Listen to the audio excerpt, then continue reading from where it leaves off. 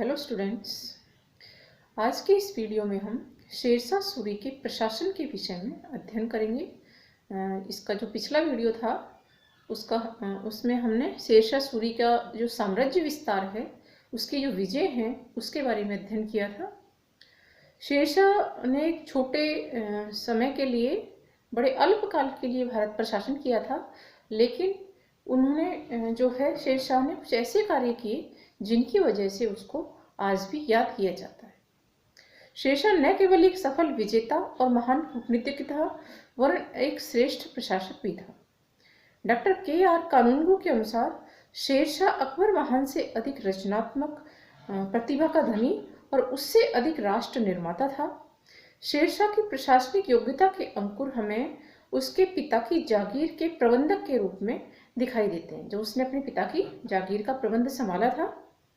वस्तुतः शेरशाह मध्यकालीन भारतीय इतिहास के महान शासन प्रबंधकों में से एक माना जाता है। उसने अपने प्रशासन को मौलिक स्वरूप देने का प्रयास किया था। उसने प्राचीन संस्थाओं में नवीन सुधार कर उन्हें लोक कल्याणकारी बनाया था। उसमें यह देखने की बुद्धि थी कि सरकार को लोकप्रिय होना चाहिए, राजा को लोगों के भलाई के लिए शासन करना चाहिए, जैसे भूमि कर उचित आधार पर निश्चित होना चाहिए, न्याय का उचित प्रबंध होना चाहिए। इन सभी बातों पर शेरशाह सूरी ने अपने प्रशासन में विशेष रूप से ध्यान दिया था। अब्बास खां शेरवानी जो है, उसके अनुसार उसने देश की समृद्धि और प्रजा की भलाई के लिए कुछ नियम बनाए, जिसका आधार उसके निजी विचार और विद्वानों से लिए गए सिद्धांत थे।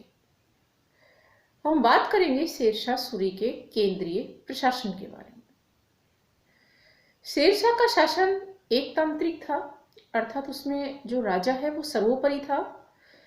वह दिल्ली सल्तनत के अन्य शासकों की तरह निरंकुश था। शेरशाह सूरी भी, उसकी शक्ति सत्ता अपरिमित थी, लेकिन प्रजा कल्याण जो है उसके शासन में सर्वोपरि था।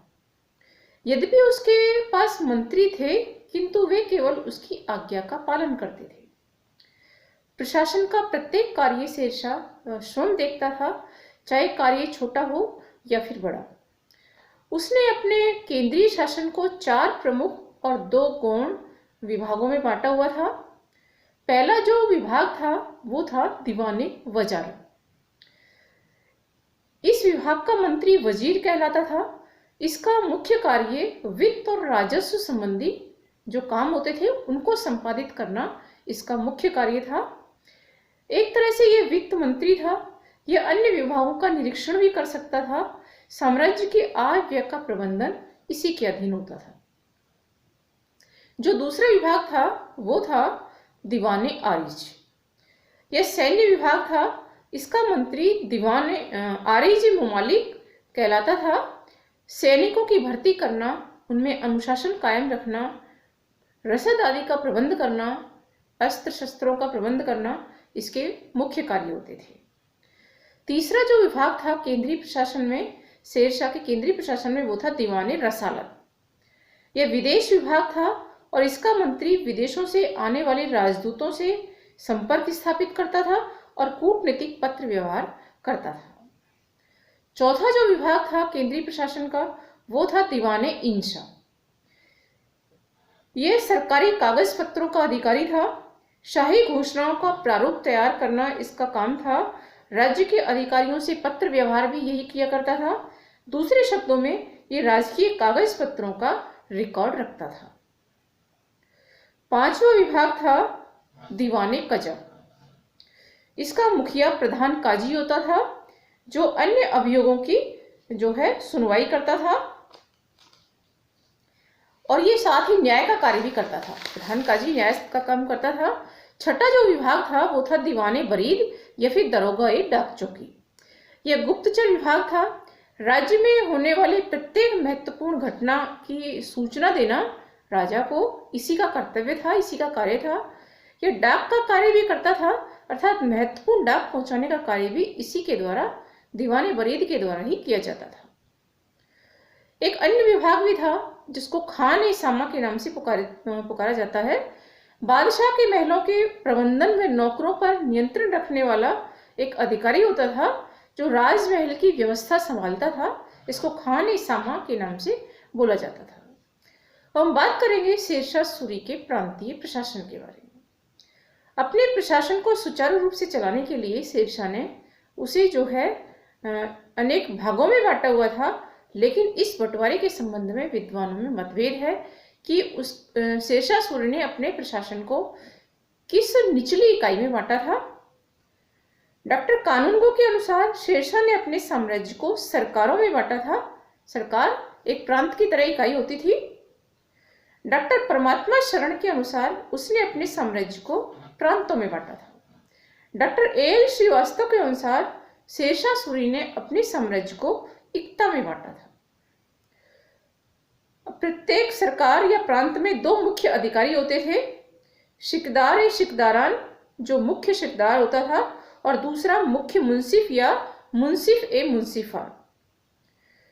मुख्य शिकदार प्रांत में जो है यानी कि सरकार में सैनिक मामलों का सबसे बड़ा अधिकारी होता था।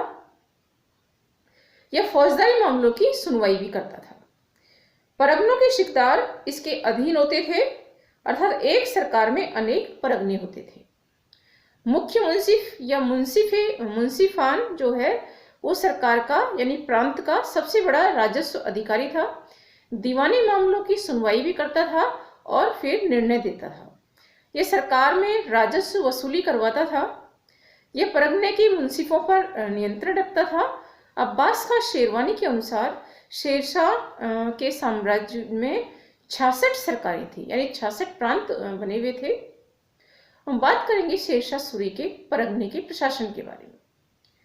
हमने देखा था कि उसकी सरकार में जो है प्रत्येक प्रांत में अनेक परगने हुआ करते थे। शेरशाह ने प्रत्येक सरकार को अनेक परगनों में बांट रखा था।